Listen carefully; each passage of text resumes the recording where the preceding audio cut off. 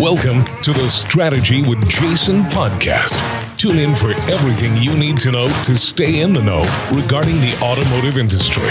Here's your host, Jason Harris. Hey, what's going on, Podcast Nation? It is Jason Harris here, and thank you for joining me on another episode of The Drive, Las Vegas edition. Today, we have an amazing guest. We have the one, the only, the oh-so-famous Mr. Dan Moore in the house. What's up, brother? What's up, man? Thanks for having me. I mean, this is how you do it, right? I mean, if you're going to do a podcast, you get a hot car, convertible, got some wings to fly open. I mean, you know. It's just going to be fun. For the like 6 people out there that don't know who you are. Oh, stop it. You know, I always love kicking out these podcasts with a little origin story because I'm always super fascinated. Yep. So, Dan, how did you get started in this crazy world we call the automotive industry? You know, funny enough, I started selling cars at 19. So yeah, no, I you know, back when it was cool before this thing called social media, you know, it was like, hey, here's some blank business cards. Why don't you go pepper those at the old local mall there, bud? Hey, how do I generate leads? There's the phone book. Start calling. Thank God for Facebook now, right? And LinkedIn and everything else we got. But you know, I've actually thought about how cool it'd be to go back to be a salesperson right now because those tools make it so freaking easy. Like we you know, I kind of joke at times. I'm like, I kind of think you guys got it a little bit better than we did. Yeah, I think so too. I mean, they didn't get the fun that I had as far as like keys did go up on roofs, cars did get stuck on the rack. I mean, there was people did do push-ups when you were late for a meeting. Yes. There were fist fights on the point when someone tried to like kink somebody on a color. I called red. No, I called red. So yes, the origin story goes back to the days, buddy. So tell me a little bit about like how did 19-year-old Dan get into the business? So my stepdad and dear mentor, you know, he owned a dealership at 21. You know, obviously I was fascinated as a young kid growing up. You know, the suits, the demos. You know, being a car guy back in the day was like, man, it's kind of cool. I mean, people would be like, is your stepdad like a drug dealer or something? I'm like, no, he's a car guy. You know, how cool is that? And like, look at me like I was crazy, but. You know, that was kind of the addiction is I liked the suits, the bravado, just the confidence of what the car business brought. Yep. Well, you know, I think there's a lot of topics I know that we can easily jam about, right?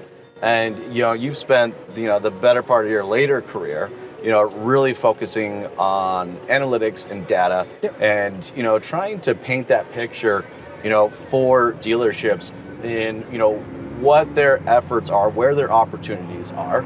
So, let's kind of start off with kind of that origin story of that part of your career. Yeah, so the marketing side, obviously one of the great things that you learn in automotive on top of sales is marketing. And I love marketing, but what I started to realize and love more is data. Mm-hmm. And it became this thing of like, not a buzzword like, oh, big data, but it was really kind of the fascination of give me the waypoint to the destination. And that was kind of the thing that, I don't believe in getting hung up on a metric. What I get fascinated with is working it backwards of, okay, the end result was we sold a car, but did we do all the right things? I make a joke about, hey, you can tell me we sold 5 cars on Facebook, but the question is, should that have really been 30? Right? So, is it people, process, marketing, or inventory? Like it's the 3 components that really kind of jam it all together. And 100%. You got to follow that roadmap. Well, let's follow that roadmap now. Like when you say people, because I'm with you, I'm 100% with you, right? It does all start with the people, bleeds into your process, then into your marketing. So, when you say people, like, what do you mean by that? Yeah, so for example, if we're looking at marketing is you could have the marketer could be doing all the right things for your agency, whoever it might be, doing all the right things, but when it gets to that point of, the chat, the text, the call, the form, whatever it might be, the people in the process may be failing the initiative. Yes. So all the ducks aligned on what we were supposed to do. We had the right audience. We got the right message. We got them to convert. And then we fell short because we didn't connect through the transition of the communication process. Furthermore, which then resulted into we didn't make a deal, right? So the people in the process kind of sometimes let that down. And, again, this also kind of goes back to probably my biggest pet peeve is as an industry, we have to stop throwing money at operational inefficiency. Yes. So, Give an example of that. oh, I could do this all day long, my friend. How long are we driving for? Let's do it. Can you just drive me back to Arizona? Yeah, I was gonna say, we're just going to head to Phoenix. Just take me back. So, a great example of that is the word leads, right? Give me more leads. Well, more leads is an indication of that problem, because how many people are working those leads? A person can only manage so many opportunities. Yep. So if I'm flooding with opportunities, then I'm creating the cherry pick syndrome, because I'm not willing to fix a broken process. Mm-hmm. But that's the signal, meaning I've got, 1,000 leads. We only sold, let's call it maybe 10, 20 cars. There's still meat on the bone. What did we do? Where are we breaking down here? Yes. So we've got to be more diligent instead of going, throw more marketing dollars because I don't want to hold people accountable. I don't want to pay for training. I don't want to, Well, again. That's true. I mean, I think about it, like, the one thing I've seen over the last 18 to 20 months is we've really seen kind of the cream rise to the top, and who the real operators are, and who are making money because they were in the right place at the right time with the right brand, right? Yep. When we tell dealerships to invest in their teams, I got to be honest with you, I get kind of this like glaze over, like, oh. It's not sexy. It's not. No. It's not. But like, when you have those conversations, how does those meetings typically go with you? Same kind of look. I mean, I do. I get the Dan. Certain keywords are used in describing what they want to say next after the word Dan. Sometimes that has to do a lot with go and then fill in the blanks. But the challenge becomes is, listen, it's not sexy. It's one of those things where you've got to roll up your sleeves. You got to get the hands dirty.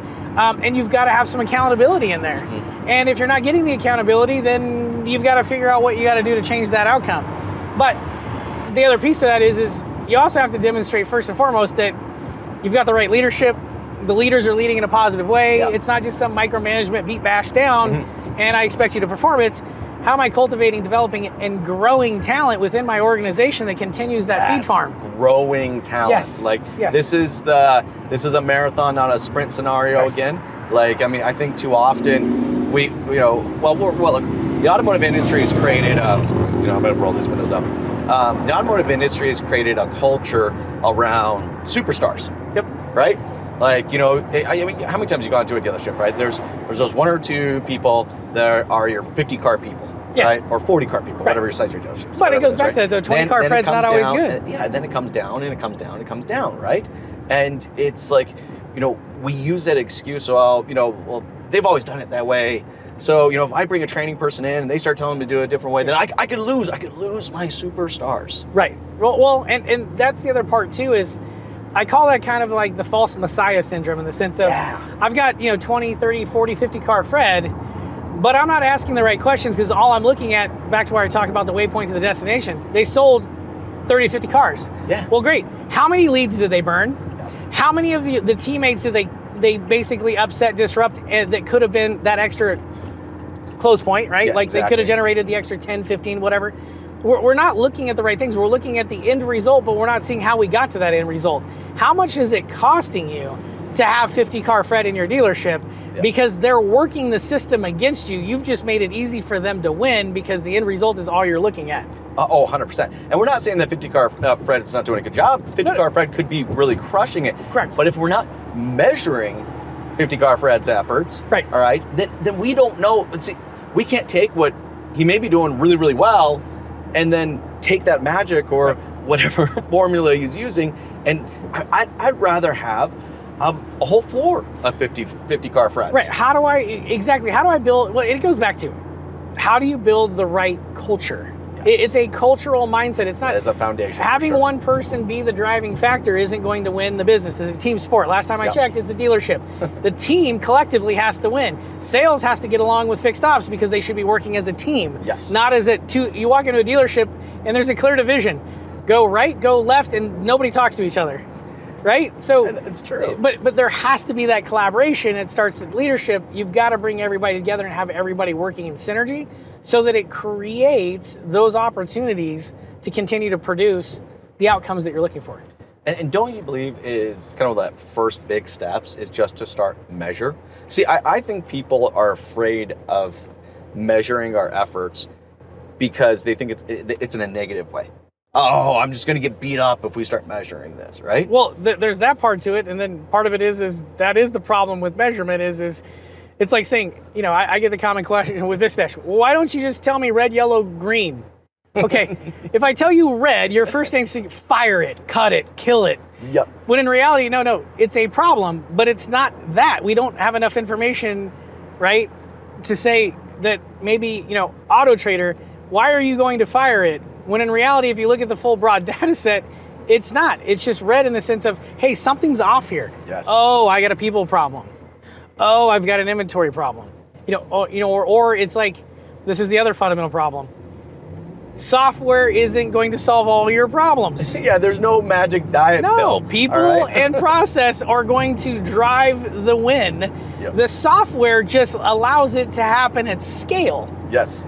But we don't look at it that way. We just think, I'm going to buy this and I don't have to do anything. Yeah. Yeah, okay. We're just going to keep layering on these proverbial easy buttons. Yeah. I bought a CRM. Isn't all my data clean? Yeah. Yeah, it's only as good as the way you click the buttons and log it. But yeah, no, I mean, So with that said, I find that from a marketing perspective, okay, those foundations are incredibly key to the success of marketing efforts, right? And I don't think most dealerships see it that way. I think that, it's like, well, what does marketing really have to do with, my people, my processes? But, look, if we're going to limit ad waste or ad spend waste, all right, then, we need to be having a team working together. Don't you think? Correct. Well, but better yet, there's one common word that we use the word marketing, but we have to put strategy in it, because what is the strategy? Exactly. Marketing is a strategic approach in getting opportunities, whether that's for sales, service, whatever, employment, right? Yep. We're looking for people now. So there's these things that we have to take a second, instead of just jumping in, throwing money and say, turn on this and let's go and I'm going to get this result. We have to take a second and go, okay, what is our strategy? What are we hoping to accomplish? Mm-hmm. And then put the pieces in place. But first and foremost, what's the people in the process that's going to help us get the end result? And then put the other pieces around it to push it forward. Yeah. And, when it does come to marketing, you'd be amazed how many strategies now become built around operations and processes when you have that foundation. When you don't have that foundation, that's when I find dealerships that are just doing the spray and pray method when it comes to their marketing efforts. Yeah, and again, some of it's just, they pay somebody to do the job and they don't give them any guidance, because again, the strategy starts within the store, not the provider. Yes. So they are doing the best they can on the information in which you give them. So if you just go, hey, I got $199 lease specials, go get after it, kid.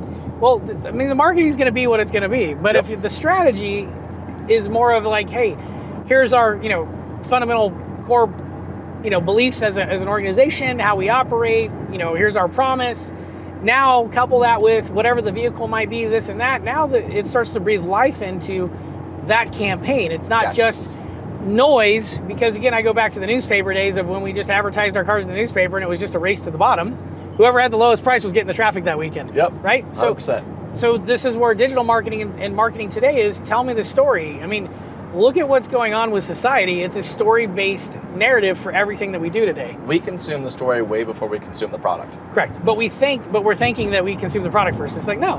No. And I find that always super interesting when I look at a dealership's marketing efforts, and 90% of their ad spend is based towards payment-driven ads. Yeah, I know. When's the last time you saw a Carvana or a CarMax ad that was talking about price? Exactly. And how many times... Did they even feature really a specific car? I was actually thinking about that. When you were talking, I'm like, I don't remember. No, you won't. You won't. No. Because you know why? They're telling you the story. Yes. They're telling you their why buy statement in one of the most fun, colorful ways, whether they're using, a certain celebrity or whatever. They're telling a story about what you can expect from them. Yes.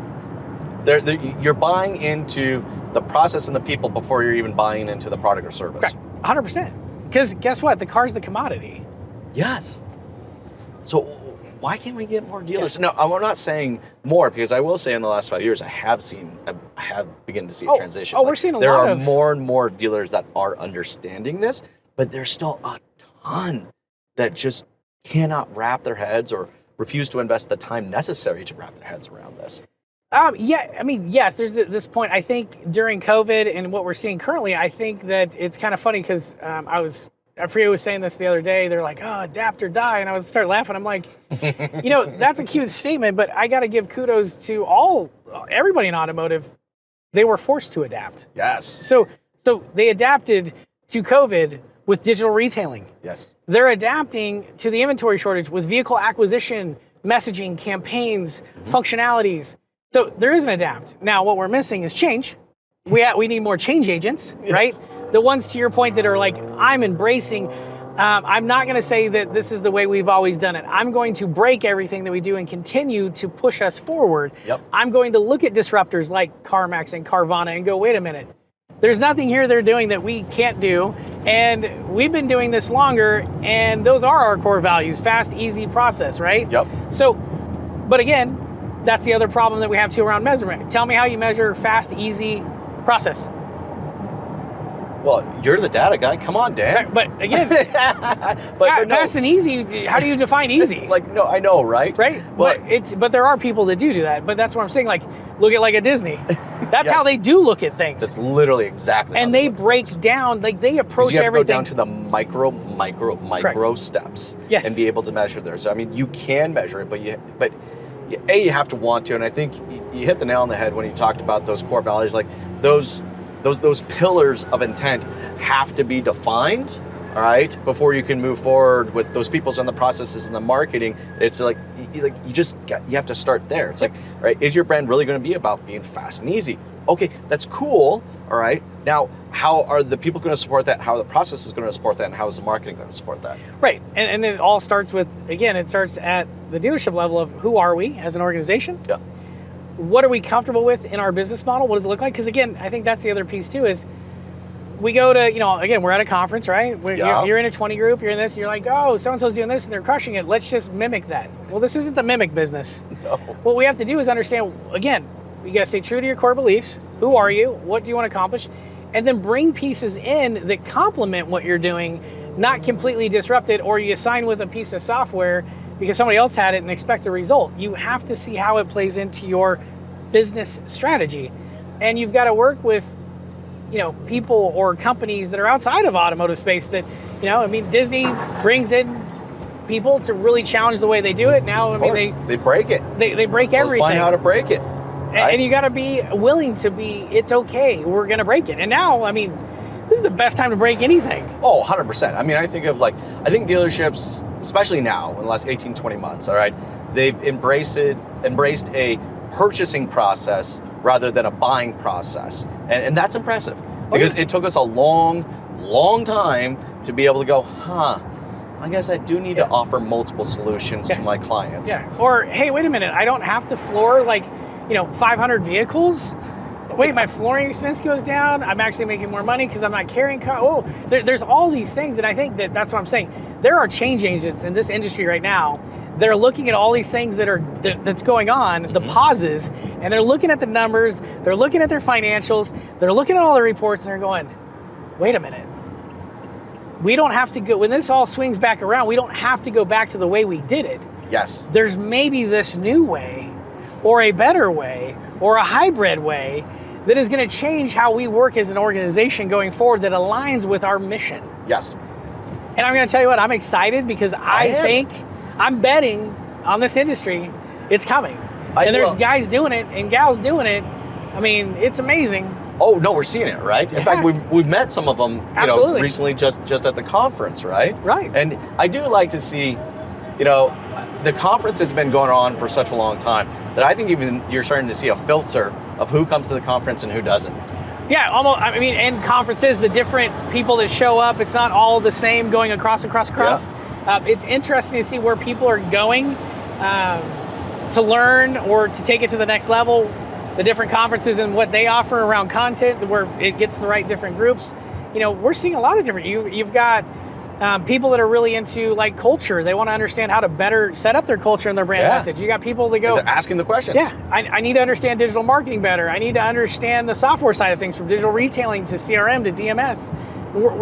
It's interesting to see the conversation and landscape changing. It's almost a little bit exciting, if you will, in the sense of, man, people are starting to open up the minds a little bit and go, wait a minute, this is forcing me to slow down and step back a little bit and take some inventory.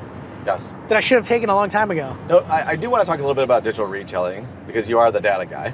All right. I got to be honest with you. I'm a little concerned. Okay.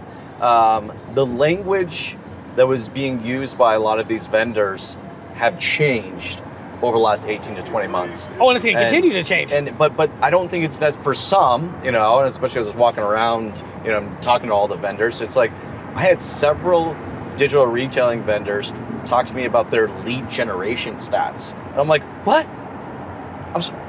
What the hell are you talking about? Yeah. Like, and I find as an industry sometimes we mess up good stuff. Oh yeah, right? yeah. I mean, we're going back to the bad habit, right? And I love this one. This is a perfect example.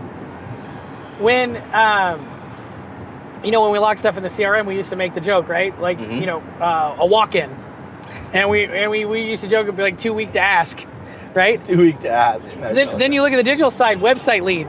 Yep. Really, the website generated that lead? It wasn't the Google paid search. It wasn't the Facebook ad. It wasn't the email campaign. Branding campaigns or it wasn't the OTT. Yep. Like there's all this stuff, and you're like, okay. So here we are now. We got chat that generates leads. No, chat is a conversion tool. People come to the website, they converted via chat versus text or call or whatever. So digital retailing, it's an indicator of intention, not a lead. It is a workflow. Yes. At the end of the day, we use the word internet department. I'm like, you should have a communication department because at the end of the day, chat, text, forum, phone, it's all communication. Get the best of the best working those channels, and everybody does operate. I mean, some text better than they talk on the phone. It is what it is. But with digital retailing, and again, I think it's funny we created this word digital retailing, and consumers like, I don't know what it is. I just want to be able to. I want to be able to go through the process on my own terms, meaning if I want to fill out a credit app process. And I want to go to here, but then I'm going to go into the store, great. The process should pause and then pick back up through my whole point. Yes. And then the other piece of digital retailing that's getting really warm is the fact that we're starting to see, companies partnering with Notarize, Rocket, you've got all of these different things coming because now we're getting to the point of where I say digital retailing is warming up. Yes. Because it is the paperless end-to-end, whether it's in the store or at home. To get it all done. Correct. And that's no different than what CarMax and Carvana have been doing. And quite frankly, dealers have been doing it for a long time. Oh, yeah. They just didn't have all the pieces we just melded didn't have together technology yet. that put it all together, right? And that's where, look, I'm with you on that. Look, digital retailing supports my process. Yes. It doesn't, it's not a widget that I get to put on there that's going to generate more leads. No, 100%. And oh, by the way, just because you sign up for digital retailing doesn't think it's done yet. You've got to market your process. Exactly. Hey, we make it fast and easy to buy a car. Great. Like, walk me through that statement. How are you going to get it done? Buy on your terms, right? We're seeing some verbiage start to surface, some great, branding campaigns that are wrapping it up in buy on your own terms. Great. Yep. That means I can start and stop the process wherever I want to that I'm comfortable with. Because some will, very small, the numbers are still kind of coming in. And I think we're still, can't plant a flag just yet. But what you start to understand is there are people that will go all the way through. There are people that will just give just enough to start to understand what it is. What would my payment be? Like, I just need enough to understand, is it worth my time to get in my car right now and drive to your dealership, right? Or I don't want to spend forever in your dealership going back and forth on price and payment. I just want to understand, does it fit my budget or not? Yeah. So again, we have to start going back to and asking the questions, what is the consumer trying to accomplish? And we need to meet them there. Correct. Well, which is, I got to understand, that's a full flip on the way the industry has operated for the last 60 years. Correct. Well, right? Like the customer is supposed to meet us in our process. We're not supposed to meet them and where they want to go with the process. Correct. And to the point, there is this whole thing that we like, the word control, and it's like we feel like we're relinquishing control, but at the end of the day, you're actually really not. You're gaining control because you're allowing them to engage on their terms, which means they're engaged. Yes. Right? So, speaking of engaged, and I love the fact that you use that word, I was in a meeting with a large group recently, and I was super impressed to watch and listen to the marketing department discuss stats around their efforts. And so much of that was around engagement. Yep. And I was so happy. I was sitting in the corner and I just had like this big smile on my face. And it's like, they weren't talking about clicks. They weren't talking about impressions. And if they did, it was a very just kind of a, yep, there's a slide, you know, and they're really talking about engagement, which is the ultimate goal. Like that That's is what the we intent. base Vistadash off, period, is engagement. I mean, like, heck, I Yes. feel like they might be a Vista client. But anyways, I mean, you know, shameless plug. But no, engagement is it. I mean, at the end of the day, you're looking for consumers to come to your site Yep. and be engaged. Yes. Well, what does that mean? Well, let's start at the simple stuff. First, I want to understand that they land on the website and did they take action, meaning scroll, click, do something. Did my website get them moving? Yes. Bounce rates like dead. I want to understand, was there activity? Was there motion on my website? Then what I want to know is obviously, did you dance with the belle of the ball, which is the inventory? Did you take a virtual test drive or walk around? Did you engage with the photos? How many did you look at? What video engagement? I want to look at all of that and go, now I have engaged shoppers. Yes. Now I understand that. Now did we convert? Yeah, right. I love that because that gets the marketing department into a place of accountability. Oh, yeah. All right. It's like, hey, we put the systems in place, we put the processes in place. Like you have this number of engaged shoppers. Yep. All right, marketing department, you're gonna need to A/B test your way out of multiple messages to find out what is going to Correct. get them to take it to the next step. 100%. And you have shopper engagement and you have no conversion. You'll be like, okay, great. I did tap high funnel. That's good. Yeah. So great. Now let me go back through and look at that activity on my site and go, okay, we landed them on the homepage. We landed them on the VDP page. We landed them on the SRP page. Which one was getting us the most activity from the engagement side? Then the next step is, now, how many call to actions did we have? Did we make it easy, right? And you start digging, and the next thing you know, the marketing team's like, now I've got it really simple. We've got one call to action. They're high funnel, so we want to start them here. You know, stop rushing to, get your e-price. Oh my gosh, you remember that one, right? No, but so I literally was trying not to be that guy, but I was like, I'm looking at your website right now, and you have get e-price. Are you discounting your cars? Wait, you found a dealer that still has those? There's a couple of them, but anyways, I'm like, do you? If I click on get my e-price right now, what are you sending me back? Well, MSRP? Thank you for your submission. A team member will be getting in touch with you shortly. Yeah, and the one that does goes, it's MSRP, right? So my e-price is what was already on the website. 100%. So take it off. Check availability. Now, what luckily, message are that's you the really swing of the telling? bat that I love. I'm like, that's everybody true. finally went to check availability because why?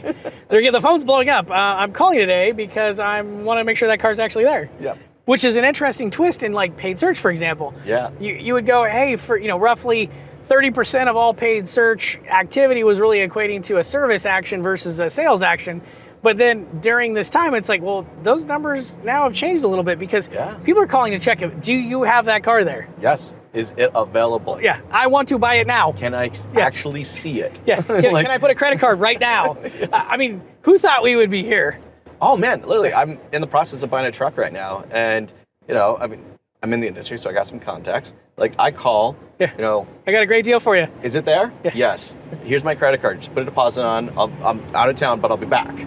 Right? It's like, Jay, that's fine. It's cool. But like, I don't even that was it. I've got dealer friends that told me straight up, they're like, Dan, if they don't have a trade, we are unfortunately not making a car deal. Oh man, that one kind of rubs me the wrong way a little bit. But listen though, But I understand it. I do understand from an operations it perspective. changes the game, and that's what I'm saying. It's interesting right now. Like, good luck getting employee pricing anywhere. But again, if that's your process, you own it. Yeah. And that's the part where it's like it's a balancing act of, we might go, I don't know about that. I know. But again, what are you gonna do? Exactly. What are you going to do? Right? Well, Dan, I know we're getting towards the tail end of our time today. And man, we touch up on some great topics. For everybody out there that's watching and listening right now that would love to connect with you, learn a little bit more about the company, or maybe even continue some of these conversations. Absolutely. What's the best way to do so? Well, you can check us out at Vistadash.com. You can reach me easily at Dan@Vistadash.com. I'm on social media, more of Dan, on Facebook, LinkedIn, Instagram, whatever. And happy to connect with anybody in the audience that just, you got an idea, you're stuck somewhere. As I say, information, questions, they're always free. Please don't hesitate to ask. And Dan is incredibly approachable. You guys need to do that. Dan, thank you so much for your time. Absolutely, man. This has been a lot of fun. This was a nice break. My feet are up, top down. Just relaxing. What little hair I have left is flowing in the air. It's good.